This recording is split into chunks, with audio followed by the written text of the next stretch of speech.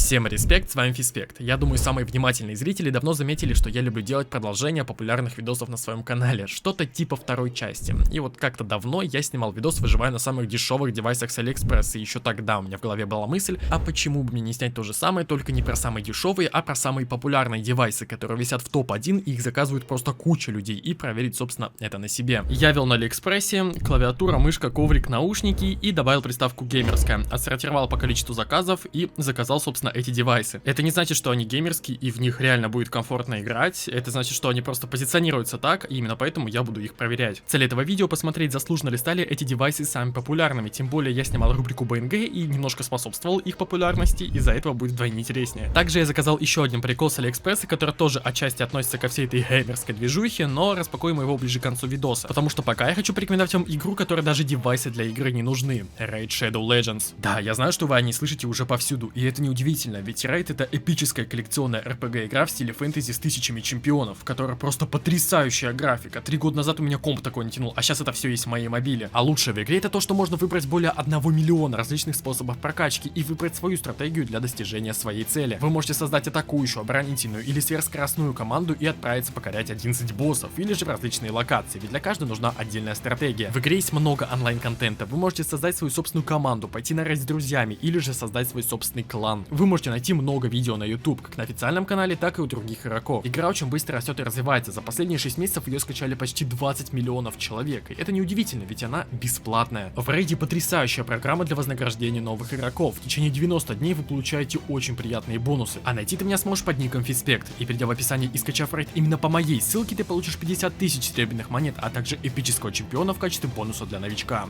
Встретимся в рейде. Начнем мы, пожалуй, с мышки, если быть точнее, игровой мышки, конечно же в кавычках, потому что, как по мне, когда ты выбираешь игровые девайсы, первое, на что нужно обратить внимание, это чтобы была качественная мышка, чтобы сенсор не срывал и была удобна в руке. Самая популярная игровая мышь на Алиэкспрессе стоит 450 рублей, и это уже смешно, потом вы поймете почему. Китайская фирма iMic с логотипом какого-то дракончика, а модель X7, что является безусловно пародией на другую популярную мышку X7 от фирмы Afotech. Начнем с самого интересного, о том, что прям кричит душа. Нас наебали с ножками, они не настоящие, они просто пластиковые. Чем это плохо? Ну, во-первых, банально хуже сцепления с поверхностью. Во-вторых, коврик будет быстрее изнашиваться. Ну и в-третьих, я предлагаю вам просто послушать.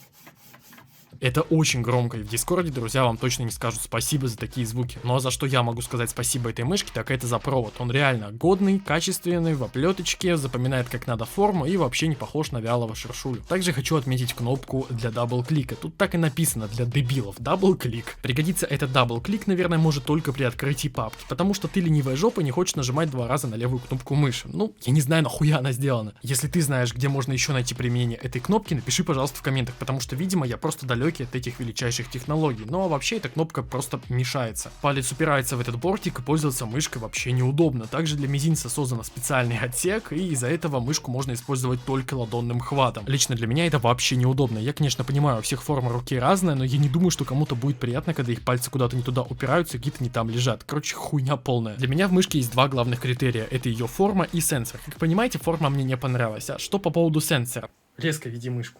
Так же. Да, ее срывает пиздец просто. Я уже сам не тестил еще, уже все понятно.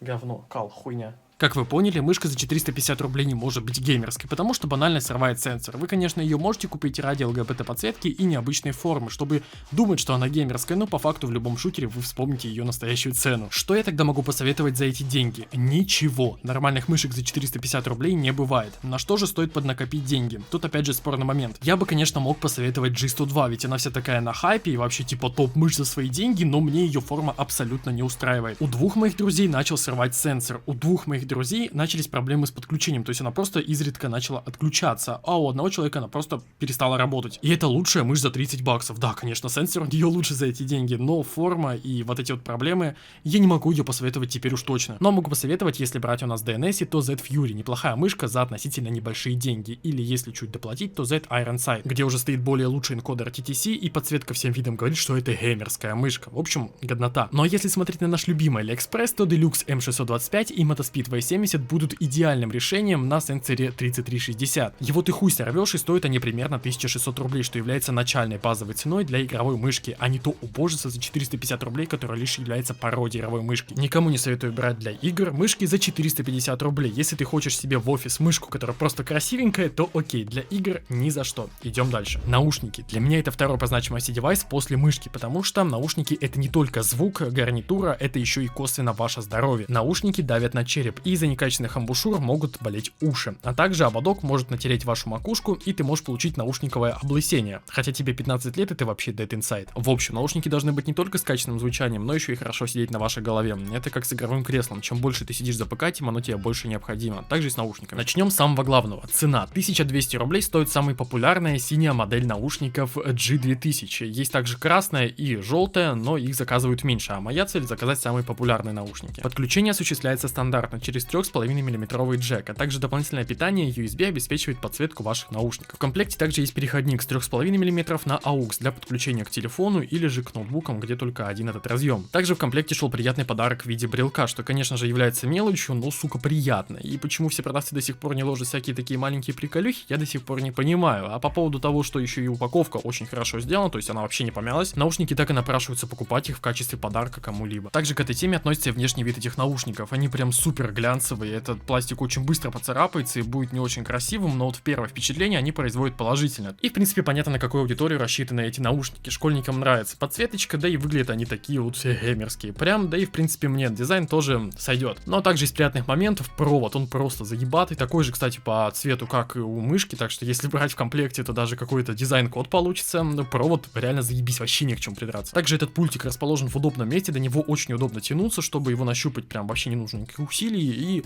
легко можно поменять громкость наушников или замутить себе микрофон. Также довольно-таки мягкий, приятный ободок, что тоже приятно, но на этом плюсы заканчиваются. А так как я не сказал ничего про звук и удобство, сейчас будет разъем по фактам. Мягенький, прям очень приятный, очень хорошо сделанный. Ну, сука, из-за того, что вот эта часть не шевелится, они не могут подстроиться под мою голову, и буквально через полчаса я начинаю чувствовать, как верхняя часть давит сильнее, чем нижняя. Из-за этого я испытываю физическую боль, находясь в этих наушниках. Печально. Да, они неудобные для моей головы от слова совсем. Возможно, я очень сильно привык к своим дорогим и хорошим HyperX, это прям для меня топ on the top. Но факт остается фактом, мне эти наушники абсолютно неудобно сидят на голове, и возможно, опять же, это из-за строения моего черепа все так, но я предупредил, а вы предупреждены, значит, вооружены, и как бы все, с меня взятки гладкие. Наушники просто хуево передают звук, это просто фу, ужас, слушать музыку невозможно, видосы смотрятся как будто из бочки, а в играх заебись. То есть я поиграл в CS-ку и в принципе спокойно понимал, где находится враг по звуку, и в плане позиционки они нормальные, но советовать их покупки я не могу, потому что только если ты играешь в них, потому что у них есть еще один плюс, который как бы по соотношению цена-качество делает их более-менее нормальными, и это качество микрофона. Я школьник, ты мамка, которая зашла в комнату. Пошел нахуй! У меня мама так не кричит на меня. Микрофон заебись, учитывая, что Discord убирает фоновые шумы, так вообще топчик за свои деньги. И учитывая, что это встроенный в наушники микрофон, то вообще конфетка. И получается вердикт такой: если только для игр на полгодика-год и тебе важно качество микрофона, бери с удовольствием. Если тебе важно удобство, а также звучание просто самого звука, то брать их не стоит. Что я могу посоветовать тогда за эти деньги? Опять же, как и в ситуации с мышкой, ничего, лучше посмотри в сторону затычек, если прям бюджет сильно припекает. А если ты хочешь что-то посерьезнее, но не сильно дорогое, то фирма ASIC вообще топ. Почему? Потому что полное повторение формы наушников HyperX, я думаю, мало кто будет спорить, что это одни из самых удобных наушников вообще во всем мире. Ну а также у этой модели амбушюры не кожные, а тканевые, из-за чего просто банально удобнее и уши будут меньше потеть. Но у этой модели чуть получше звук. В общем, эта фирма делает пока самые лучшие наушники по соотношению цена-качество, и я советую их покупки прям смело. Ну а мы идем дальше, и коврик для мыши. Чего вы ждете? Я буду рассказывать, а какой охуенный коврик или какой он плохой? Нет, они все одинаковые. Типа да, серьезно, это обыкновенный коврик, здесь не о чем рассказывать. Я просто не советую такие маленькие, советую просто выбирать коврик с принтом, который вам нравится, или загружать свой. Ссылку в описании я оставлю, где ты китайцу просто отправляешь любую фотографию, и он делает тебе коврик с этой фоткой. Так что не будем тратить время на всякую ерунду. Перед тем, как я перейду к последнему девайсу, клавиатуре, я расскажу о том, что обещал в начале видео, как промодифицировать свое яровое место и сделать его пиже всего за косарь. В этой посылке у меня находятся посылки. А в этих посылках находится LED-лента. И это просто пиздец какой отличный способ прокачать ваше место. Вот только посмотрите, как выглядит моя комната до использования LED-ленты. Как бы да, это хорошо, но мы тратим всего лишь 1000 рублей, получаем 10 метров ленты, и теперь у меня под диваном, за мониторами, под столом есть светодиоды, и это просто охуенно. Если вы модифицируете свое игровое место, то это совсем недорого. Метр ленты пустить просто под столом стоит вообще копейки. Советую вам этим заняться и просто посмотрите, как сильно преображается комната. В будущем я собираюсь еще сильнее прокачивать комнату, куплю себе новый стол, новый ПК, новые мониторы, да и вообще в целом займусь конкретно так моддингом. И если вы хотите видос об этом, то напишите в комментариях, а мы идем к клавиатуре. Самая популярная клавиатура на Алиэкспрессе это Meto Zero, именно в таком варианте, без нумпада, на Red свечах. Стоит она 1700 рублей, и мнение об этой клавиатуре у меня будет меняться сейчас третий раз, потому что сначала я ее вставлял в одну из подборок BNG, где я ее хвалил. Потом оказалось, что эта клавиатура очень большой процент брака. У многих она могла просто начать пищать, что очень странно для клавиатуры, или какая-то из кнопок могла просто начать скрипеть. Также популярность на ютубе моя возросла, из-за чего возросла ответственность и количество хейтеров, и многие люди начали снимать разоблачающие видосы, где говорили, что я советую хуету, и в пример приводили конкретно эту клавиатуру. Дело в том, что в первую очередь, как по мне, нужна мышка, потому что без нее ты просто в шутер играть не сможешь, сенсор будет срывать, и как бы они идут лесом. Во вторую очередь наушники, потому что это напрямую связано с вашим здоровьем, как бы удобство и все такое. Клавиатура это последнее, на что стоит обращать внимание, когда ты себе закупаешься игровыми девайсами, особенно когда у тебя ограниченный бюджет. И сразу же скажу спойлер, клавиатура говно, потому что можно доплатить 2500 рублей, взять клавиатуру на черях, с ПБТ капами, с охуенными ставами, отличный пример на ваших экранах, все ссылки будут в описании. Просто услышьте меня, клавиатура лучшая за свои деньги, но она говно, как бы парадоксально это ни звучало. Ну а в чем, собственно, ее проблема? Это ее цена, она слишком дешевая, чтобы быть хорошей. Переключатели китайские и дешевые, она абсолютно не стоит на столе, потому что не прорезиненные ножки, у нее очень большой процент брака, да и само качество сборки желать лучшего. Чё, блять? Мой вердикт это лучшее говно. Покупать ее стоит только в том случае, если у вас есть только 1700 рублей и вам в принципе похуй на клавиатуру. И вам главное, чтобы светилось. И кстати, да, здесь не RGB. Но если же тебе не похуй на клавиатуру, тогда копишь 4500 рублей и смотришь на отличные варианты от фирмы Акко, ну или же Motospeed, есть хорошие варианты. Рассказывать обо всем слишком долго, поэтому ссылки в описании с кратким описанием будут в описании. Ну и микрофон лично себе в подборку я не заказывал, потому что это не совсем можно отнести к геймерским девайсам, но посоветовать все равно вам надо, потому что это тоже отчасти важно. BM800 просто сосет жопу, потому что появился FIFA NK 669 за 300 баксов, это просто самый лучший микрофон, и даже обсуждать здесь ничего не надо, посмотрите видосы, вы охуеете. Но если хотите что-то подешевле и вам чисто что поговорить в Дискорде, то микрофон с моего видоса за 800 рублей лучше за такие деньги я пока что тоже не встречал. Годнота. Ну а на этом все, мы проверили самые популярные девайсы с Алика и узнали, что из них говно, а что годнота, а также узнали, какие девайсы вообще в целом стоит купить. Собираем 50 тысяч лайков, я выпускаю видео с апгрейдом своей комнаты. Также пишите в комментариях, какие девайсы у вас, посмотрим, кого больше, те, кто закупаются на Алике или те, кто покупают просто девайс. А вам спасибо за просмотр, удачи и пока.